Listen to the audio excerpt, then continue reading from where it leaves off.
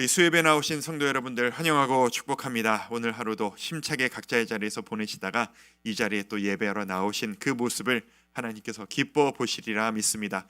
현장에서 또 온라인으로 예배하시는 모든 성도님들에게 주님 지금 나와 함께 계신다. 주님께서 나에게 힘 주시고 계신다. 그 체험과 그 벅차오르는 감격이 우리 모두에게 있었으면 좋겠습니다. 오늘 하루 잘 보내셨죠? 수협에 왜 이렇게 오랜만에 나오는 기분이 드는가 모르겠는데 한 달 동안 매주 나오다가 이렇게 부목사님들 또 설교 듣다가 이게 나오니까 오랜만에 이 자리에서 여러분들을 뵙는 것 같은 기분이 듭니다. 기대감으로 오늘 이 자리에 섰습니다. 오늘 여러분들과 함께 보실 말씀은 우리 디도서에 대한 이야기를 한번 좀 보도록 하겠습니다.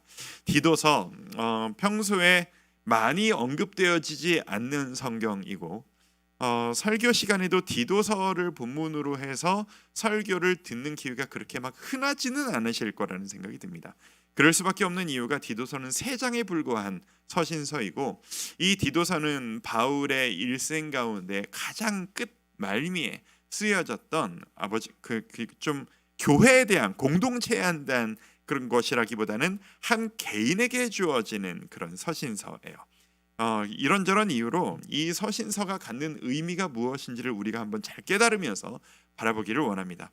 서신서라는 게 참 그래요. 구약에서는 선지서가 그렇고 신약에서는 서신서가 그런데 성경 자체를 보면 이 말을 도대체 왜 하는 건지, 바울이 디도에게 이런 말을 하고 있는 배경이 무엇이고 목적이 무엇인지는 이 성경 자체만을 보고서는 잘 알기가 어렵습니다.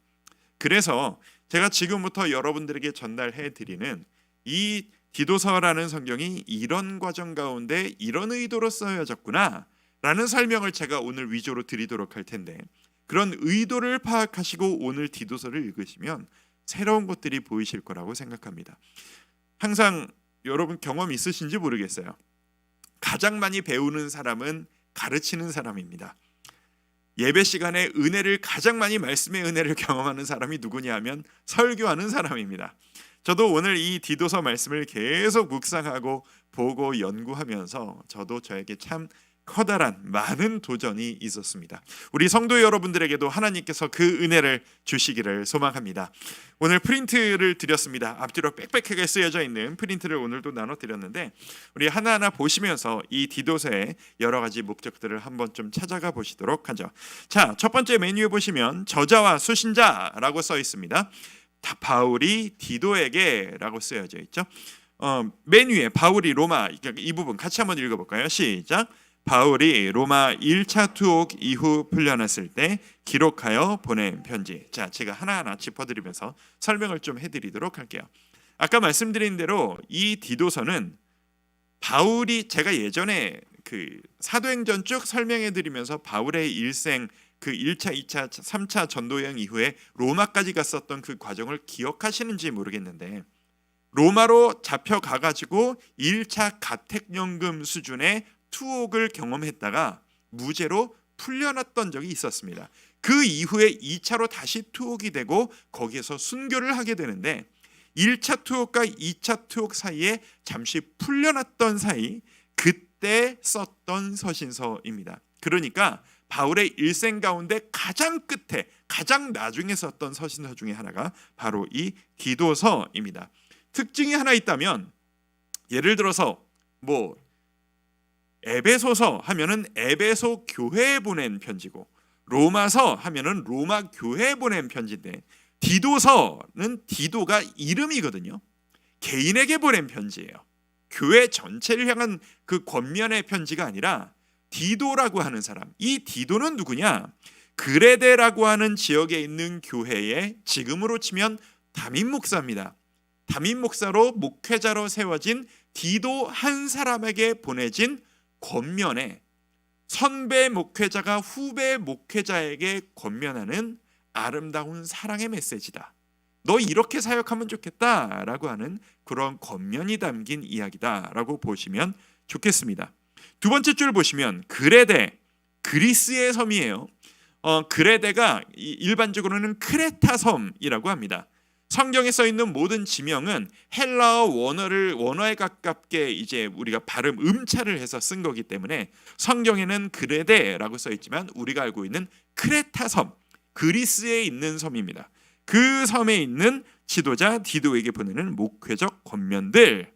자, 디도가 어떤 사람인지를 먼저 한번 좀 짚어보도록 할까요? 디도가 누구냐 하면 이 디도에 대한 이름을 사도행전과 서신서들 군데군데 꽤 많이 볼 수가 있습니다. 바울이 그의 서신서에서 이 디도의 이름을 여기저기서 많이 언급해요. 이 바울과 모든 사역을 함께하면서 수족처럼 같이 돌아다녔던 10년 이상을 바울과 함께 사역했던 핵심 멤버 중에 하나가 이 디도입니다. 이 사람은 유대인이 아니에요. 헬라인입니다. 헬라인으로서 이방 종교를 믿는 배경 가운데서 태어나 자라 있다가 중간에 그리스도를 만나고 회심해서 내가 복음을 위해서 나의 삶을 드리겠노라 라고 바울을 따라다녔던 사람입니다.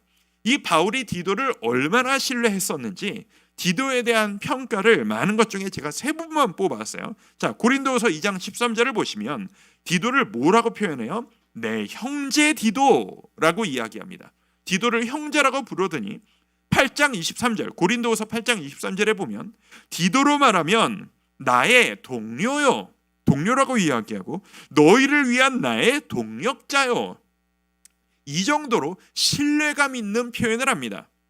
디도서 1장 4절에 보면 극한의 표현을 하죠. 뭐라고 하냐면 나의 참 아들 된 디도에게 편지하노니, 이게 친아들이라는 얘기가 아니에요. 숨겨놓은 자식이라는 얘기가 아니라 진짜 이 사람을 내가 친자식처럼 여긴다, 내가 너무 아끼는 너 아들 같은 너에게 내가 보내는 편지다 라는 그런 인사말입니다.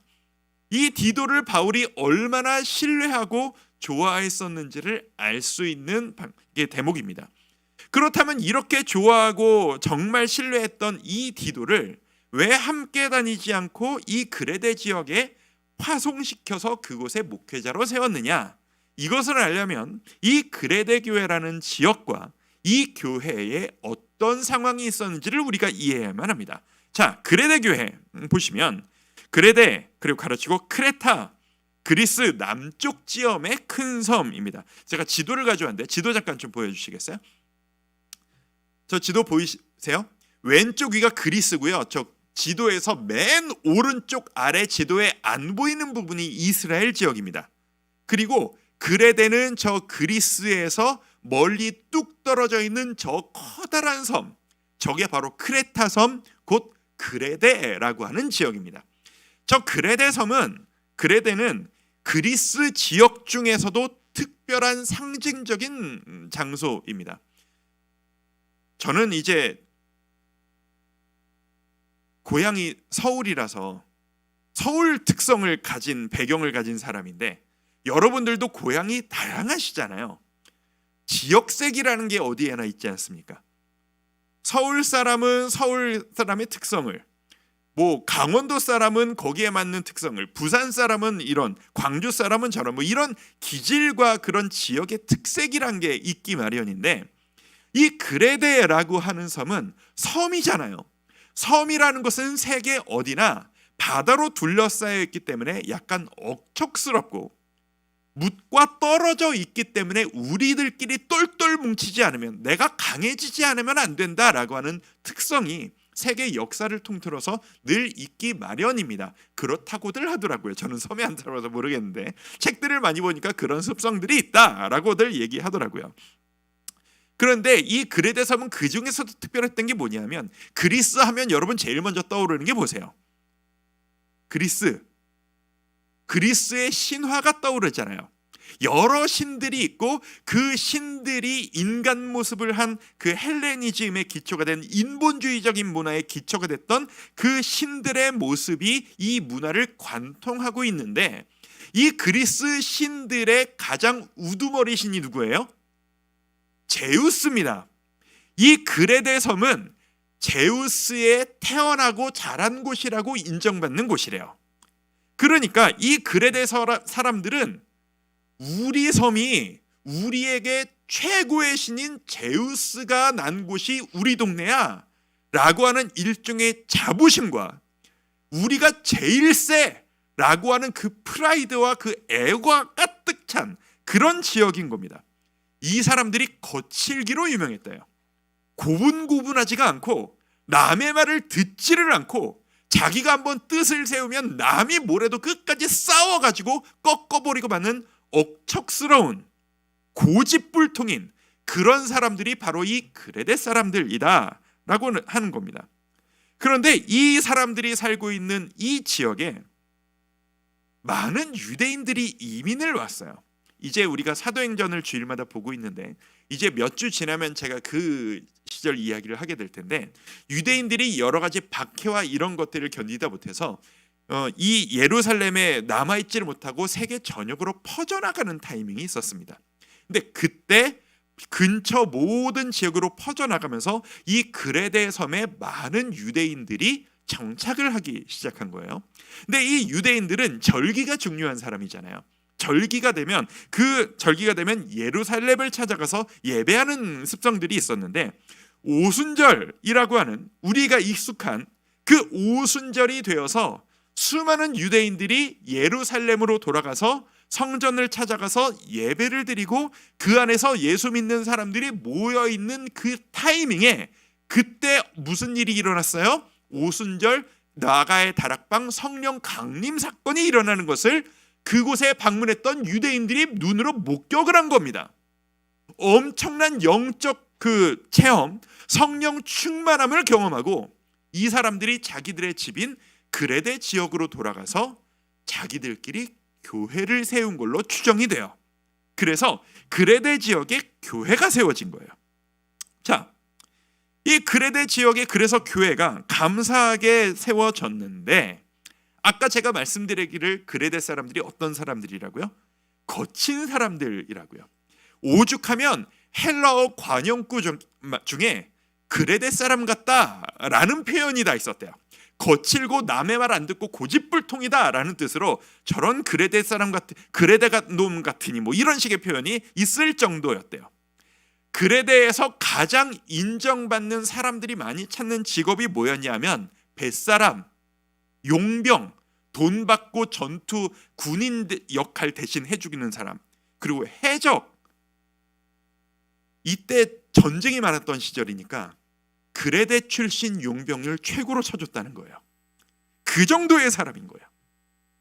이런 문화가 있는데 그런 문화 가운데 교회가 세워졌으니 그 교회 가운데 유대인들도 있었겠지만 헬라인들도 섞여 있었겠고, 그런 문화가 가득한 중에 교회가 세워졌는데 이 복음이 맥을 못 추는 거예요. 사람들의 성격이 말을 들어먹지를 않는 거예요. 은혜는 받았는데 예습성이 그대로 남아가지고 예배 잘 드리고 나서도 예배 나가는 길에 서로 툭 부딪히고 수 틀리면 멱살 잡고 싸우고 칼 들고 싸우지를 않나. 이 지역이 그 그리스 신화 아시잖아요. 문란하기의 끝판왕 아닙니까? 성적으로 문란하고 남자나 여자나 결혼을 떠나가지고 성적으로 문란한 것을 막 누리는 게 너무 당연했던 이 지역에 교회를 다니는 사람들도 그 예습성을 버리지 못하고 성적으로 문란하고 타락하고 자기만 하는 그 예습관을 버리지 못하는 모습이 이 그레데 교회 안에 세상이나 교회 안이나 똑같은 겁니다. 그러니 교회가 혼란으로 가득한 거예요. 교회가 이러면 안 되는 것 같은데 라는 혼란이 시작됩니다. 자, 그런데 그래서 예수 믿는 사람들이 이거를 가만둘 수는 없으니 우리가 이 문제를 어떻게 좀 해결을 해보자 라고 애를 쓰기 시작한 거죠. 그때 애를 쓴 노력이라는 게 무슨 노력이었냐 하면, 사람은 누구나 내 맘대로 안 되면 다른 사람들을 권면할 때 무슨 식으로 권면을 하기가 쉬워요? 잔소리를 하기가 쉽고, 행동을 이렇게 해라 라는 식으로 올가매는 게 우리에게 가장 편하고 자연스러운 습성입니다. 이 먼저 믿었던 유대인 출신 그리스도인들이 삶이 변화되지 않는 이 그레데인들, 이 그리스도인들에게 무엇으로 압박을 하기 시작하냐면, 너 행동 똑바로 해 라고 하면서 너 변화받으려면 너 할례 받아야 돼. 율법을 지켜야 돼. 옛날부터 우리 조상들이 지켜왔던 구약의 율법, 절기, 이 정도는 좀 지켜. 이거를 하면 너도 삶은 아직 부족하지만 구원받을 수 있을 거야 라고 하는, 그리스도를 믿은 다음에는 인정할 수 없는 행동을 통한 구원, 행동을 통한 삶의 변화를 강요하고 가르치는 모습이 시작된 거예요. 이게 거짓 교사들, 가짜 그 율법 교사들로 대표되어지는 이 가르침들이 그레데 교회 안에 하다 못해 그 움직임이 막 시작되기 시작한 거예요. 근데 효과가 있었겠어요? 없었겠어요? 없는 겁니다. 혼란이 더 가중된 거예요. 그러니 서로 이거 가지고 싸움이 나는 거죠. 왜 네가 나한테 뭐라 그러냐? 나는 자유롭게, 나는 뜻대로 살 거다. 그 와중에 바울이 이 그레데 교회를 방문한 겁니다. 혼란의 극한 가운데 누구와 함께? 디도와 함께. 바울이 마침 1차 투옥을 마치고 그 근방에 있는 자신이 개척하고 세웠던 수많은 교회들을 순방하는 중에 바울은 이때가 첫 방문이었던 걸로 예상이 돼요. 이곳에 처음으로 방문을 해보니 교회가 말이 아닌 거예요. 제대로 된 지도자도 없고, 은혜는 경험했는데 지식도 없고, 무엇이 은혜인지 무엇이 신앙생활인지를 알지를 못하고 옛 습성대로 이렇게 충돌하며 살아가니 안 되겠다. 이 교회를 위해서 뭔가를 좀 해야 되겠다. 이 교회에는 강력한 리더십이 필요하겠구나. 이유가 있습니다. 모든 교회가 그렇다는 게 아니라 이 그레데인들을 보니 이 지역 사람들의 습성이 이렇고, 이 강한 사람들에게는 유약하고 잘 들어주고 나긋나긋한 사람이 왔다간 이 사람들한테 잡아 먹히겠다. 강한 사람들에게는 더 강력한 리더십을 가지고 이들을 압도할 수 있는 지도자라야 이들이 귀를 기울이고 좀 듣기라도 하겠구나 라는 판단을 했던 모양입니다. 그런데 마침 바울과 함께 그 그레데 성을 방문했던 디도가 딱 그런 사람이었던 겁니다. 이 디도가 예전에 성품이 어땠는지 기질이 어땠는지를 성경이 직접적으로 표현하지는 않으나 디도가 언급되어지고 그 바울이 디도에게 시킨 일들을 여러 가지로 뽑아서 보다 보면 추정할 수 있는 게 디도가 굳은 일들을 많이 했어요. 바울과 어떤 옛날 교회 가운데 트러블이 생겼을 때 그 중재하며 싸움을 좀 말리고 하는 그 전달책의 역할을 디도가 많이 했어요. 그러니까 자신한테 항거하는 사람들, 그 바울 선생이 그게 말이 되냐라는 사람들을 잠재우고, 선생님이 당신들에게 이걸 전하라 하셨어, 말을 꼿꼿하게 타협하지 않고 전하는 모습들이 이 디도에게 있었거든요. 강직한 사람인 겁니다. 디도야, 네가 여기 머물러서 이 교회를 좀 도와야 되겠다 라고 권면을 한 겁니다. 그리고 디도가 이 그레데 교회에 주저앉은 겁니다. 그래서 그곳에 담임 목회자 역할로 이 교회를 섬기고 이끌어 나가기 시작합니다. 이게 참 재밌어요. 이제 디도서와 함께 이 그 목회 서신으로서 바울의 사역 말미, 인생 말미에 쓰여진 또 하나의 책이 뭐냐면 디모데전후서거든요. 디모데와 디도, 사역 말미에 사랑하는 마음으로 그 사역의 노하우를 전해준 이 두 사역자, 후배 사역자예요. 이 디모데와 디도가 너무 달라요. 디모데전후서를 읽어보시면 그렇게 따뜻할 수가 없어요. 사랑하는 내 아들 디모데야 라고 하면서 그 마음을 어루만져 주고 힘내라 하고, 네가 그 디모데는 되게 좀 유약하고 연약하고 여리고 착하디 착한 그런 사람이거든요. 이 디모데에게는 그 크고 영향력이 많았던 에베소 교회를 맡겼어요.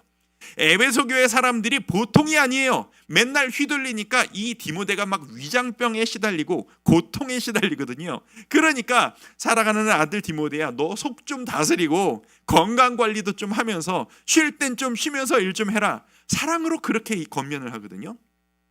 디도는 다른 거예요. 너는 강하게 이것을 가르치라. 강하게 이야기해요. 왜? 디도가 일하는 환경이 그런 환경이고 디도가 강한 사람이었기 때문이에요.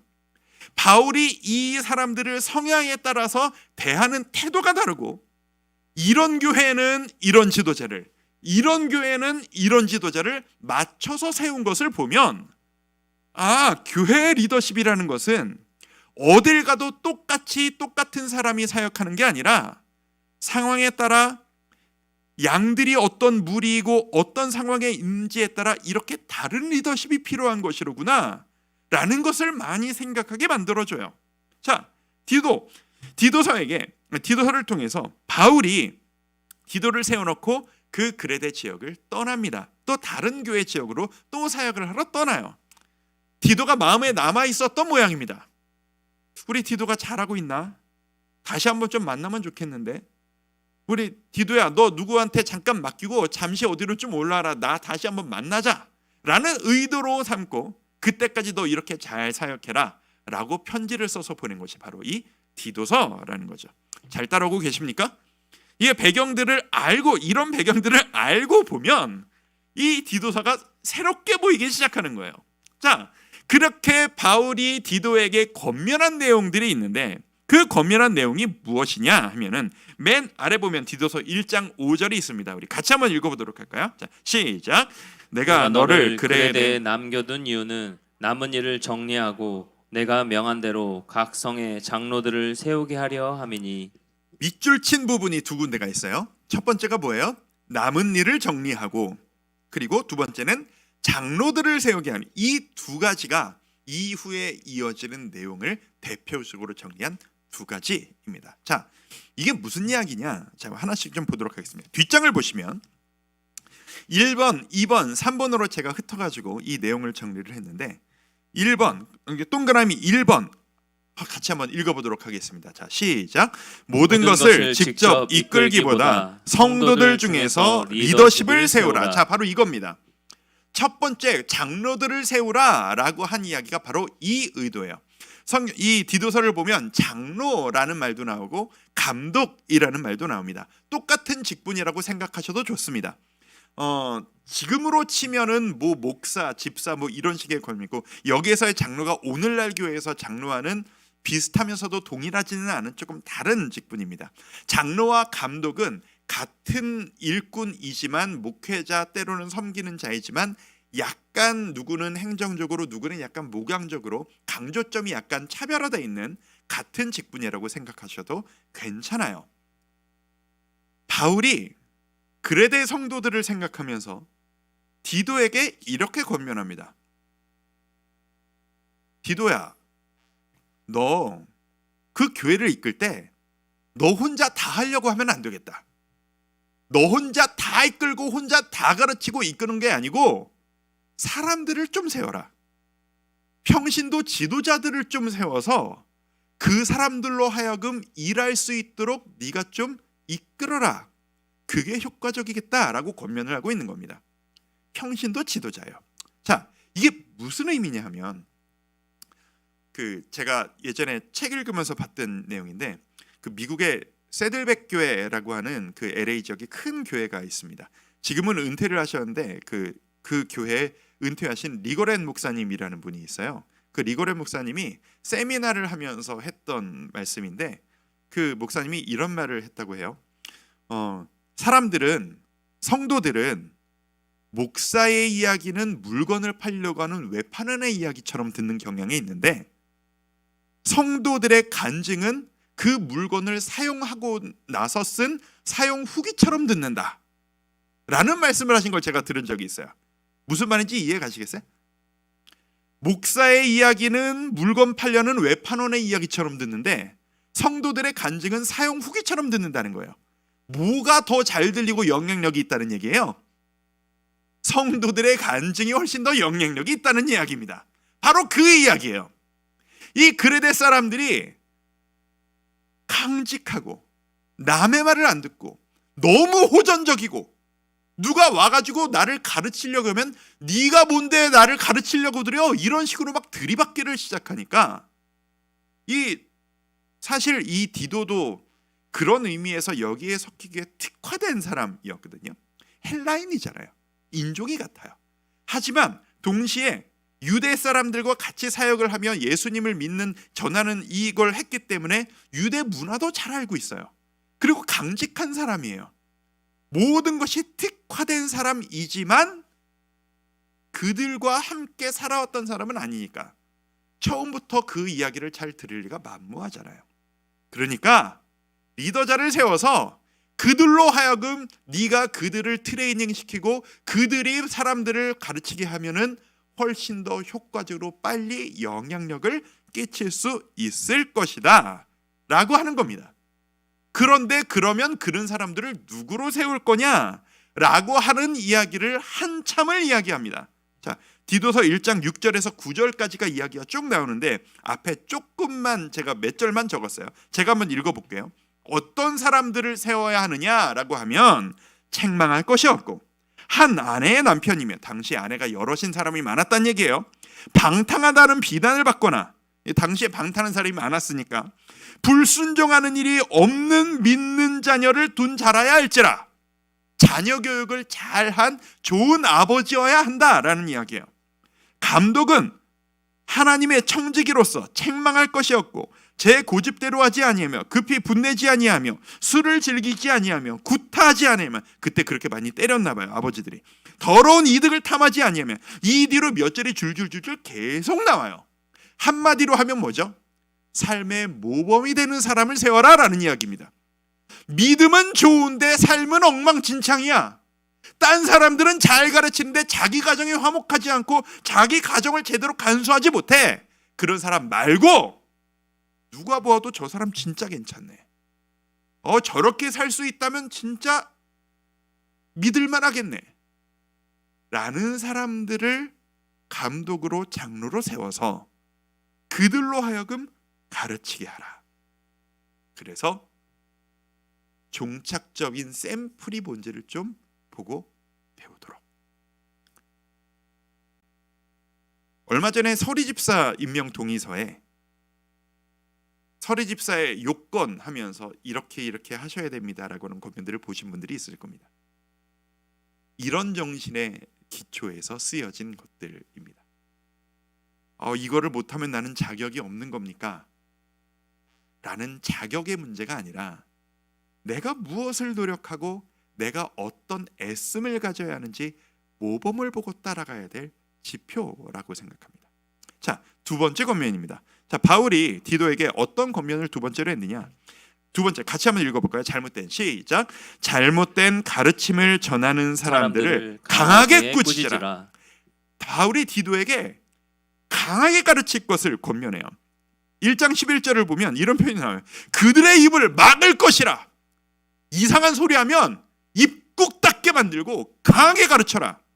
그리고 1장 13절을 보면 그러므로 네가 그들을 엄히 꾸짖으라. 2장 15절을 보면 너는 이것을 말하고 권면하며 모든 권위로 책망하여 네가 업신여김 당하지 않도록 강한 모습을 보여라.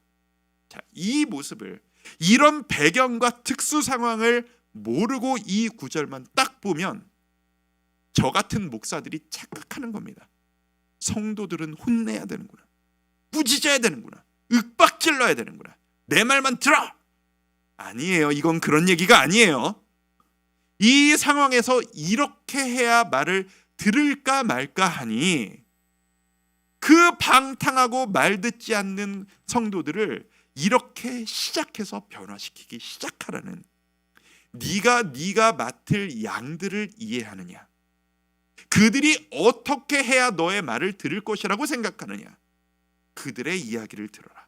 그들의 삶을 이해하거라. 그리고 그들이 받아들일 수 있는 메시지를 전해라.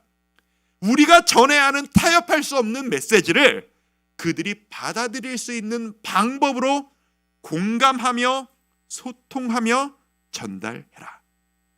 이거예요. 그 문화에 따라서 의사소통이라는 게 다를 수밖에 없고 취향이라는 게 다를 수밖에 없는데, 뭐 예를 들어 이런 게 있어요. 어떤 사람이 잘생기고 멋있는 사람이냐에 대한 관점이 나라마다 다르잖아요. 다르대요. 그렇다고들 하더라고요. 그냥 편하게 남자 이야기를 하면, 우리나라에서는 남자가 잘생겼다 멋있다라고 하면 이미지가 어떻죠? 일단 키가 크고 호리호리하고 얼굴이 요만하고 이렇게 얼굴이 삐죽하고, 저랑은 약간 다른 체형이죠. 다리가 길고 손가락이 길어서 섬섬 옥수같이 하얗고, 이거를 멋있고, 그 왜 아이돌들이 다 그런 애들이잖아요. 근데 서양은 안 그렇대요. 그런 애들 가면 너 뭐냐, 약해 빠져가지고 막 그 왕따를 당한다는 거죠. 이런 외모의 사람이면. 남자라면 어깨가 떡 부러지고 팔뚝이 이만하고 힘을 막 이렇게 막 하고 억세고 거칠고, 누가 덤벼도 내 가족을, 내가 사랑하는 사람을 지킬 수 있는 이미지가 멋진 남자고 인기가 있다고 하더라고요. 저는 뭐 안 살아봐서 모르겠어요. 그렇다고들 많이 이야기를 하대요. 마찬가지인 겁니다. 사람이 사는 것이 다 다릅니다. 지역별로 성향이 다릅니다. 제가 여러분을, 우리 교회를 볼 때도 그래요. 저는 서울에서 태어났고 일산에서 사역한 적이 있고 분당에서 사역을 했고, 분당에서 사역을 하면서 분당 분들을, 서울 분들을, 저기 먼 지역 이렇게 김포 지역 분들을, 뭐 이렇게 여러 지역 분들을 섬기다 보니까 신기하게 교구가 다르고 지역에 따라서 성도님들의 성향이 다 다르세요. 그리고 지금 우리 분당우리교회에서 분립된 29지역으로 분립된 목사님들이 그 지역에 맞추고 내가 거기에 맞춰서 섬기려는 노력을 정말 노력하면서 잘 하고 계세요. 에베소 교회에는 디모데라는 리더십이 어울리는 거예요. 그레데라는 지역에는 디도라는 리더십이 어울리는 거예요. 경기도 광주에는 정진영이라는 사람이 어울리려고 노력을 많이 하고 있어요. 그렇게 불러주셨다고, 저는 보내주셨다고 그렇게 믿고 있어요. 열심히 노력하고 있어요. 무슨 말입니까? 여기서 통했다고 저 사람한테도 통할 거라고 믿으면 안 된다는 거죠. 내가 예전 다락방에서 이렇게 하면 모두 다 좋아했으니까 그 다음 다른 사람들에게도 똑같이 하면 똑같이 다들 좋아하겠지? 라고 착각하면 안 된다는 겁니다. 사랑은 상대방을 아는 거예요. 상대방의 성향을 아는 거예요. 무엇을 힘들어하는지를 계속 파악하는 거예요. 거기에 맞춰서 표현하고 거기에 맞춰서 받아들일 수 있는 만큼 속도에 맞춰 전달하는 것이 진짜 리더십이고 사랑이고 진리를 전하는 태도라는 거죠. 글에 대해서는 강한 리더십이 맞았기 때문에 이걸 했었다라는 이야기인 겁니다. 세 번째 가르침입니다. 자, 어떻게 보면 궁극적인 모습입니다. 같이 한번 읽어보겠습니다. 삶으로 시작. 삶으로 아름다운 본을 보이도록 이끌어라. 이게 바울이 이 디도서 뒷부분에 계속 반복해서 강조하는 이야기입니다. 네가 이 성도들을 이끌 때 이게 옳다라고 끊임없이 가르쳐야 한다, 디도야. 그러면서 어떤 식으로 권면을 하냐면 나이, 성별, 신문에 따라서 수많은 권면을 해요. 여기 이렇게 몇 절만 써 있는데 2장 2절을 보면 늙은 남자는 이렇게 해야 된다. 절제하며 경건하며 신중하며 믿음과 사랑하며 인내하게 온전하게 하고, 다 안 적었지만 이 다음에 늙은 여자는 이렇게 행동하게 가르치고, 젊은 남자는 이렇게 행동하게 가르치고, 젊은 여자는 이렇게 행동하게 가르치고, 종들은 주인을 이렇게 섬기게 가르치고, 상황과 나이와 직책에 따라서 어떻게 가르치고 어떻게 이끌어야 할지를 하나하나 다 알려주고 있어요. 그 외의 궁극적인 목적은 무엇이다? 이런 삶이 어울린다, 그리스도인에겐. 네가 구원받으려면 이걸 해야 된다가 아니에요. 네가 예수 그리스도를 믿고 따라가는 자라면 이것이 너의 목표가 되어야 한다. 그래서 너희들의 삶의 모습을 보고 그 방탕한 그레데 사람들이 그 교회를 보고 성도들의 모습을 보고 저렇게 사는 모습이 있구나. 우리 지역은 옛날부터 다 이렇게만 살아왔었는데 전혀 다른 모습으로, 전혀 다른 방식으로 살아가는 저 그리스도인이라는 놈들은 뭐 하는 놈들이냐? 보기 좋으네. 그게 바로 사도행전에서도 얘기하는 믿지 않는 자들에게 칭송을 받음에 믿는 자의 수가 날로 더하더라. 이를 맥상통하는 이야기. 그리고 이 이야기를 하면서 희망을 줍니다. 맨 아래 디도서 3장 3절을 보면 바울이 이렇게 권면합니다. 우리도 전에는 같이 한번 읽어볼까요? 시작. 우리도 전에는 어리석은 자요, 순종하지 아니한 자요, 속은 자요, 여러 가지 정욕과 행락에 종노릇한 자요, 악독과 투기를 일삼은 자요, 가증스러운 자요, 피차 미워한 자였으나. 행동을 권면하면 잘못하면 이게 우월감이 되고요. 넌 못하지, 난 잘해. 이게 되기 쉬워요. 아니라는 겁니다. 그리고 지금 희망 없어 보이는, 너무 방탕해 보이는 자들에게도 내가 그렇게 살았었어. 내가 누구보다도 악하고 누구보다도 방탕한 자였어. 그런데 누가 나를 만나 주셔서? 주님이 나를 만나 주셔서 내가 은혜를 입어서 내가 지금 이 자리까지 온 것이라는 걸 너도 알고 있지 않니? 저 사람이 어떤 사람이냐가 아니라 주님의 은혜를 경험했느냐가 문제다. 은혜를 끼쳐라. 그들을 품고 사랑하고 기도하고 권면하여라.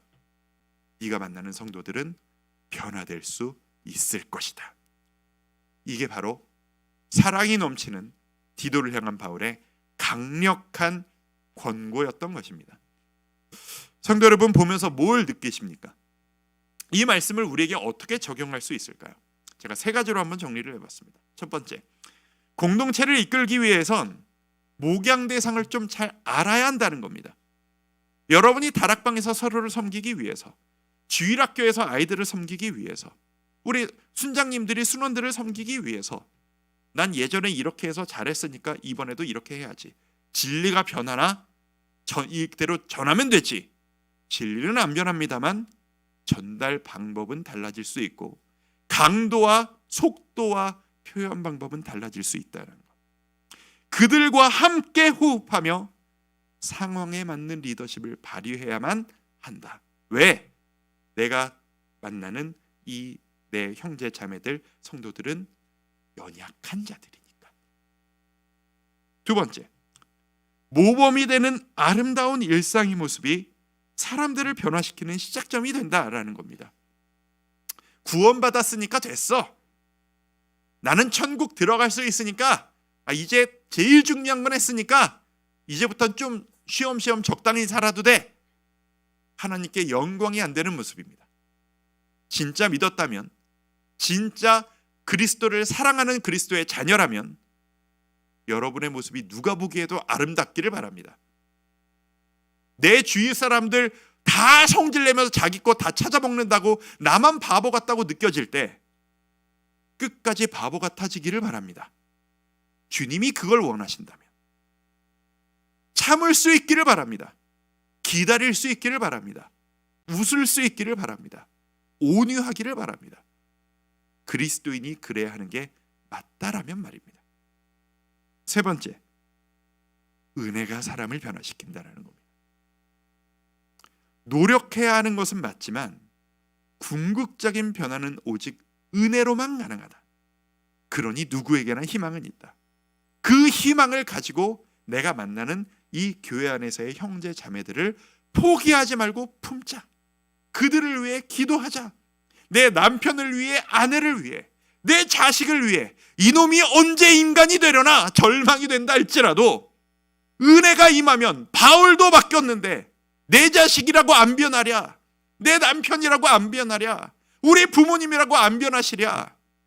내가 하는 게 아니라 주님의 은혜가 그걸 가능케 한다는 겁니다. 여러분, 이걸 믿으시길 바랍니다.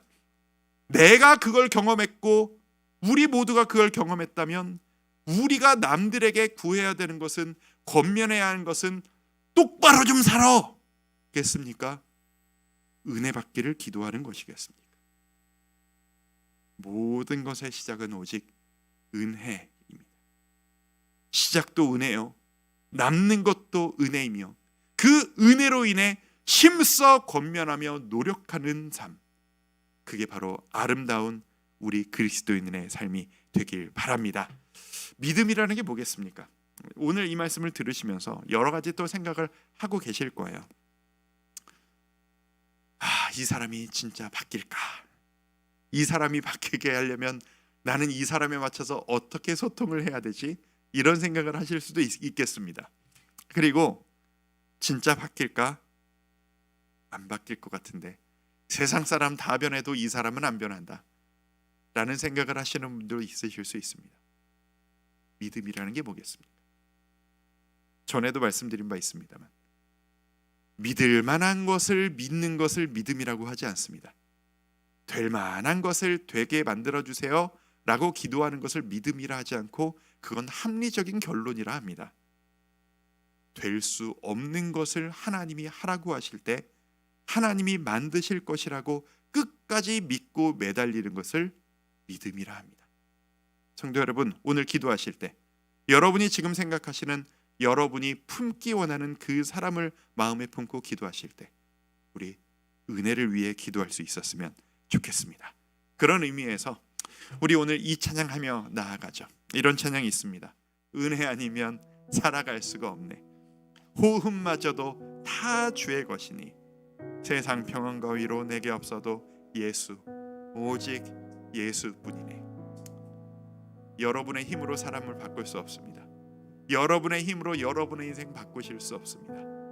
우리에겐 은혜가 필요합니다. 주의 은혜가 나에게, 우리 가족에게, 내 주위에 임하기를 소망합니다. 그 마음으로 우리 한번 이 찬양하면서 나아가도록 하겠습니다. 은혜 아니면 살아갈 수가 없네. 함께 찬양하며 나아갑니다. 은혜 아니면 살아갈 수가 없네.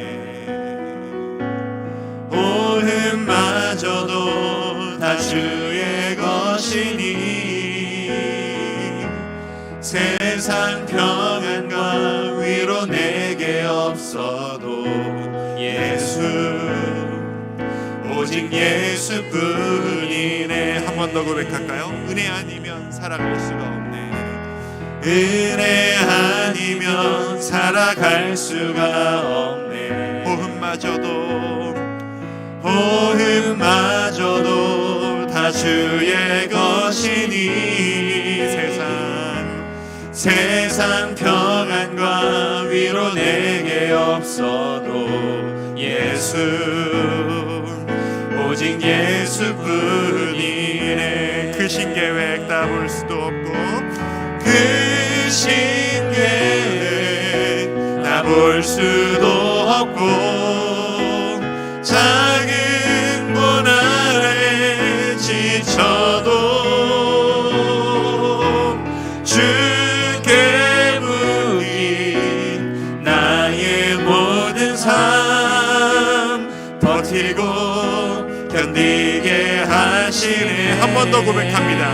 그 신계획, 그 신계획 다 볼 수도 없고, 작은 고난에 지쳐도 주께 묶인 나의 모든 삶, 주께 묶인 나의 모든 삶 버티고 견디게 하시네. 버티고 견디게 하시네. 은혜 아니면 살아갈 수가 없네. 은혜 아니면 살아갈 수가 없네. 나의 모든 것 다 주께 맡기니, 나의 모든 것 다 주께 맡기니 참된 평안과 위로 내게 주신 주 예수, 오직 예수뿐이네. 예수뿐이네. 한 번 더 고백합니다. 그 신계획 다 볼 수도 없고, 그 신계획 다 볼 수도 없고, 작은 고난에 지쳐도 주께 묶인 나의 모든 삶, 주께 묶인 나의 모든 삶 버티고 견디게 하시네. 견디게 하시네. 은혜 아니면 살아갈 수가 없네. 은혜 아니면 살아갈 수가 없네. 나의 모든 것 다 주께 맡기니, 나의 모든 것 다 주께 맡기니 참된 평안과 참된 위로 내게 평안과 주신 주, 위로 내게 주신 주 예수 오직 예수뿐이네. 오직 예수뿐이네 오직 예수뿐이네. 오직 예수뿐이네. 한번 다 눈을 감아 보시겠습니까? 자, 우리 머릿속으로 한번 상상을 해보도록 하겠습니다. 이 디도서를 받기 직전에 디도의 마음을 한번 상상해 봅시다. 디도의 마음이 처음부터 편했겠습니까? 이 선생님이 나를 갑자기 이곳에 두고 가버렸어요. 근데 이 성도들이 내 말을 듣지를 않아요. 이런 사람들을 내가 처음 만나봤어요. 어떻게 해야 될지 모르겠어요. 답답해 죽겠어요. 그러다가 이 교회 변화가 시작됐습니다. 여러분의 마음이 지금 그 상태는 아니십니까? 우리는 아직 끝까지 가지 않았습니다. 우리는 아직 완성되지 않았습니다. 우리 가족은 아직 완성되지 않았습니다. 과정 중에 있습니다. 우리의 가정이 아직 디도가 이 그레데 교회에 처음 도착했을 때 그 혼란 중에 그 상태일지도 모르겠습니다. 우리에겐 희망이 있습니다. 우리의 온전한 선생이신 예수 그리스도께서 우리에게 길을 보여주시고 우리에게 가르침을 주시며 우리는 그대로 따라갈 때 하나님께서 우리에게 놀라운 은혜를 주실 것임을 믿습니다. 혼란 가운데 계십니까? 아파하는 중에 계십니까? 답답한 중에 계십니까? 저 사람이 내가 이해할 수가 없어서 답답한 중에 계십니까? 주님 앞에 디도처럼 나아갑시다. 주님, 제가 어떻게 하기를 원하십니까? 모든 것의 시작은 오직 은혜입니다. 주여, 은혜를 허락하여 주시옵소서. 제가 감당할 수 있는 은혜를, 그리고 모든 것을 제대로 판단할 수 있는 지혜를 저에게 허락하여 주시옵소서. 함께 기도하며 나아가겠습니다. 기도합니다. 아버지 하나님, 우리가 주님 앞에 나아갈 때 우리의 마음 가운데, 우리의 심령 가운데 오직 주를 바라는 온전한 마음과 아버지 하나님 은혜를 갈망하며 간구하는 아버지 하나님